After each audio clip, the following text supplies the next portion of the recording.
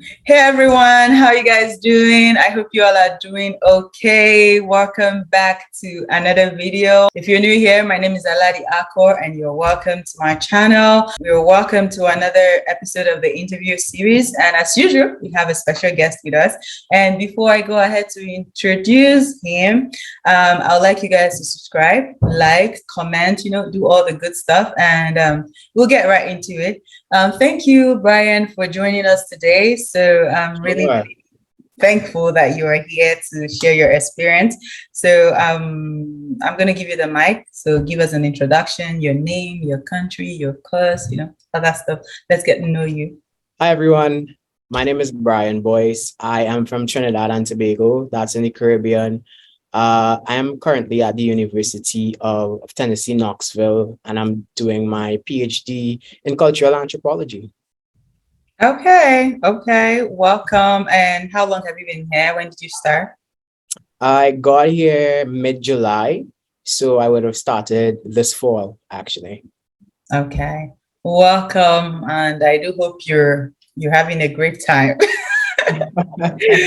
So we're going to jump right into the questions. I'd like you to tell us about your application, like, this program. And before you start, did you get any funding? Is your program fully funded or?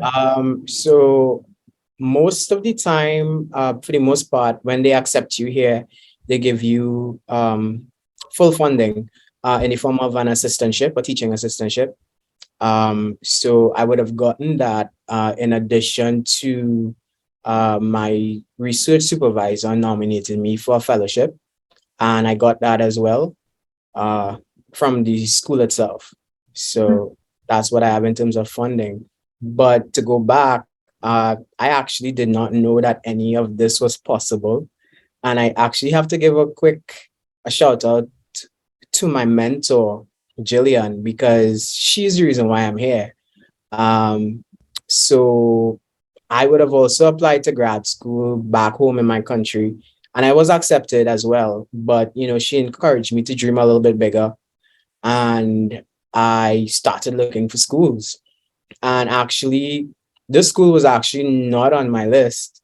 And you put your email in things, but like you don't remember. So they sent me an email with a virtual open day that they were having. So I attended, and I ended up speaking to some of the faculty, and I had to like speak about my research interests and that kind of thing. Um, and I decided to apply. So I probably would have applied to like about 6 or 7 schools altogether. Um, and I guess you could say the rest is history. But the application process, of course, is like, you have to like send some cold emails because you have to get someone to supervise your research, and they have to agree to do it as well. So I would have done that for all the schools I would have applied for. Obviously, that's a rigorous process because some people reply, some people don't reply, and that goes. But in this case, it kind of just worked out. What's meant to be will be in that kind of way. And I remember waiting. I probably would have applied like October of last year, in 2021. And I remember the applications were closed on December 1st. And from the time December 1st got here, I was like, I kept checking to see if there were any updates on the application.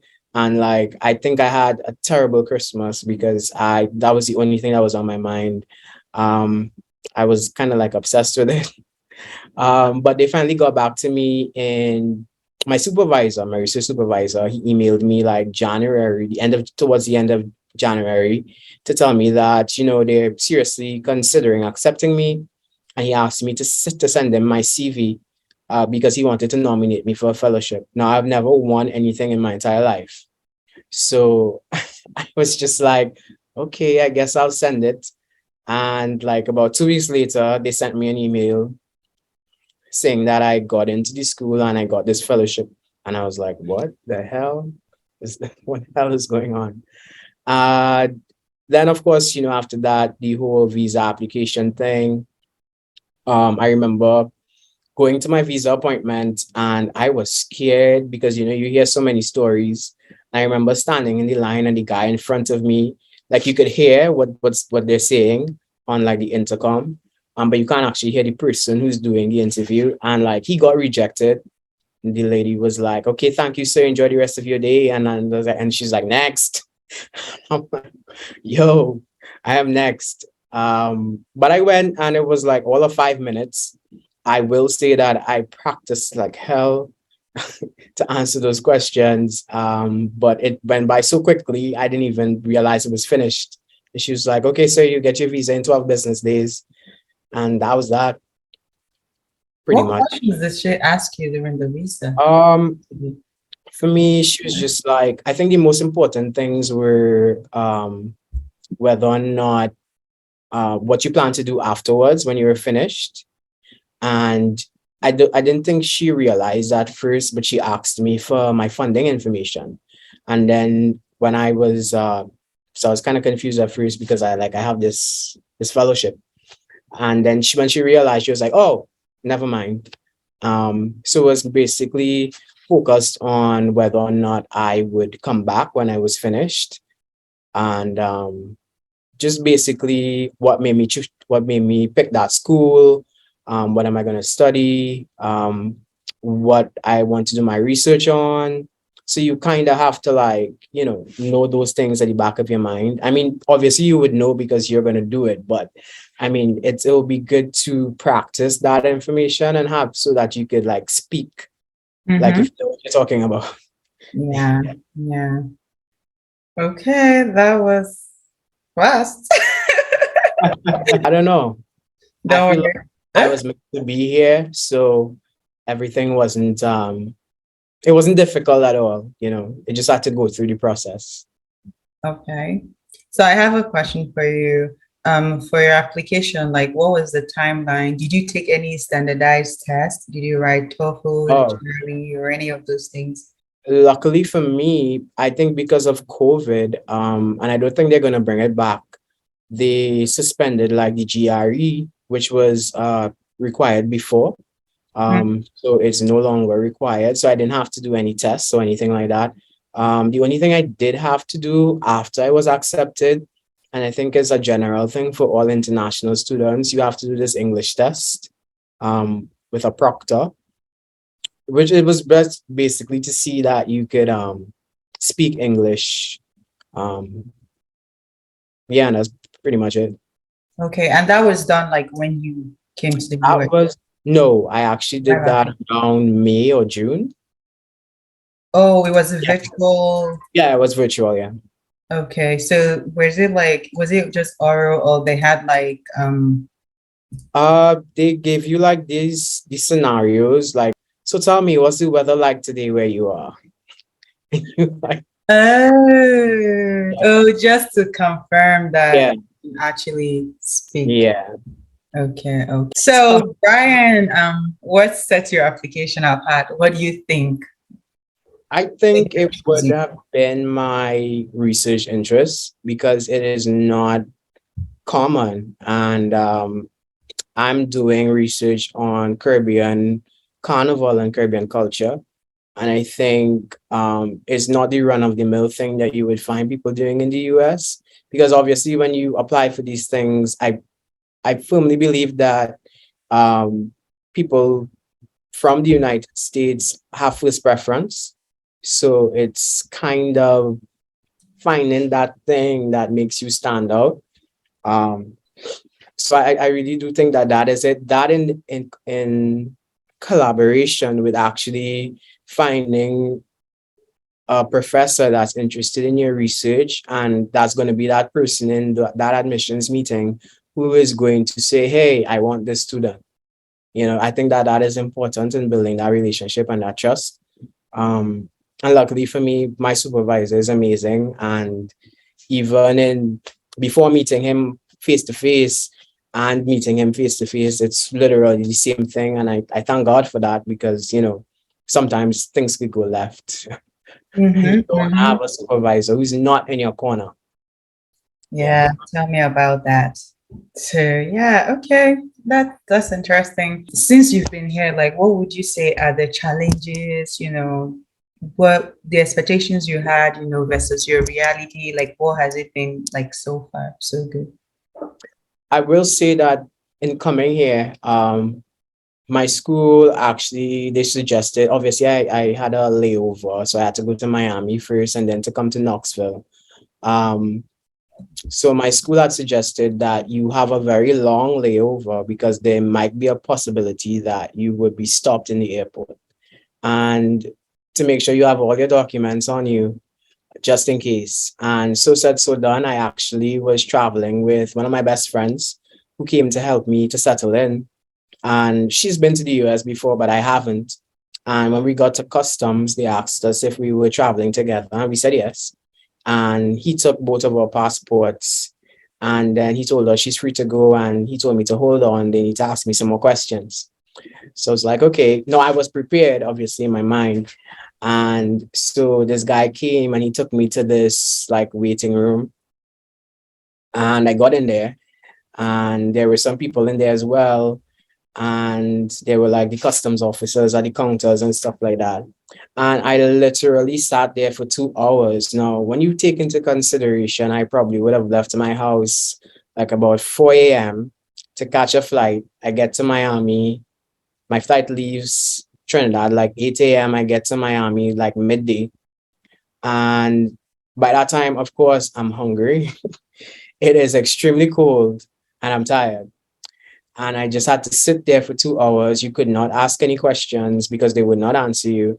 Because I remember a lady asking a question, and the guy was like, I'm sorry, ma'am, I can't answer your questions right now. You just have to wait. So I sat there and I waited for like 2 hours. And while I was waiting there, actually, I saw them. They were asking people for their phones and they had to unlock it and they were like going through their messages and stuff like that. Now, they didn't ask me to do that, but it was just, a thing that I noticed. And then finally, they called my name and I got up to the counter and they asked me like a slew of questions. And then they were like, okay, so you're free to go. And it's kind of funny because actually it's not funny, but when I came out of there and I met my friend, we had lunch, whatever, whatever. And when we were going to catch the next flight, she was like, oh my God, Brian, I don't have my passport. And I think in her having to collect both of our luggage, she lost her passport. And it was a lot, but because we were flying domestic, they let her go through. And of course, so when we got to Knoxville, we had to make all these lost and found reports and stuff like that. And, I felt bad because she came to help me. But a couple of days later, the airport contacted her and they found her passport, thank God. So she was able to go home because the process to go home without your passport flying internationally is a lot. Ah, So thankfully that worked out. But apart from that, I will say though it was a bit of a culture shock. Just, adjusting to being in a place where you have to be so aware of where you go and what you do because of the color of your skin. Like it's not something that I'm accustomed to. So, I would tell anybody who's coming here, like I did, I try not to come with expectations so I wouldn't be like disappointed about anything. So I try to be open to this new life that I'm living in this new place. you know why I'm kind of like raising my eyebrows? Because the person I interviewed this morning before you said the same Uh, thing. He said, come without any expectations. yeah. What? No, like it's real. Um, Try not to do that because you set yourself up, and just try to take it in stride because this is a new life. Everything is new. And it will take some time to get accustomed to. So also give yourself some grace because I think it could be very easy to get depressed when you come to a place where you don't know anyone. It's literally like starting over fresh. So, just keep that in mind. Yeah, I actually like agree with saying giving yourself grace and be kind to yourself and be Yeah. patient with yourself. Like very important. Yeah. I remember being so terrified to be a teaching assistant. I was wondering what people would say about my accent, if the students would like me, if I would mess up. And you just have to, there's nothing that could prepare you for it. You just have to do it. And it's actually not that bad. I find Yeah. I find myself caring about my students. Like, hey, why didn't you submit your assignment? What's going on? Aw, that's good. So I guess you're settling in fine. It's going okay. It's going okay. All right. Is there anything you would like to share that we haven't talked about? Like anything you want the audience to know? Um, Or any word of advice, you know? what I would say though is the only ceiling that exists is the one that you give yourself. And I think that this full experience has taught me that you could literally do anything in the world that you put your mind to. There are no limits. And if you asked me 2 years ago if I would be able to do this, I'll tell you, hell no. And I feel like I'm super grateful for this opportunity because, like, you kind of like when you really think about it, you're existing right now where the air is rare. Like you're doing a PhD, like that's a big thing in itself. And sometimes it's easy to look past your accomplishments and how far you've come. But just, I would tell anyone to just keep dreaming, be a dreamer. Don't let anybody stop you. Mm-hmm. Absolutely. Yeah, I guess you never know until you try. Definitely. So I'm gonna end the video now. Like, do you have any other thing before? I think that's it, really. Okay, is that it? Are you sure? Okay. No, I'm just kidding. So guys, we've come to the end of this wonderful video, and as usual, don't forget to like, comment, share. Brian, I don't know if you want people to connect with you. It's not compulsory, but if you want, I could put your social media. Sure, I can send it to you. Okay, so his handle will be on the screen, and feel free to reach out. No, don't feel free to reach out because you're going to overwhelm him. Make sure if you're reaching out, it's something important. You've done your research. I take that back. Okay, guys. Thank you so much for joining us. And Brian, I want to say thank you. Thank you so much for sharing your story. And thank you for having me. Okay. And I believe your story will help people. Not everyone has a struggle story. Just do the right thing, and you need the opportunity and you grab it. Whatever I'm saying, I don't know. Anyway, guys, I'll see you in my next video. I remain your host, Aladi-Ada Akoh. Brian, tell them to subscribe and like. Tell them. Make sure to like, share, and subscribe. Yep, she's amazing. All right, and leave your comments. Okay, bye. Bye. Okay.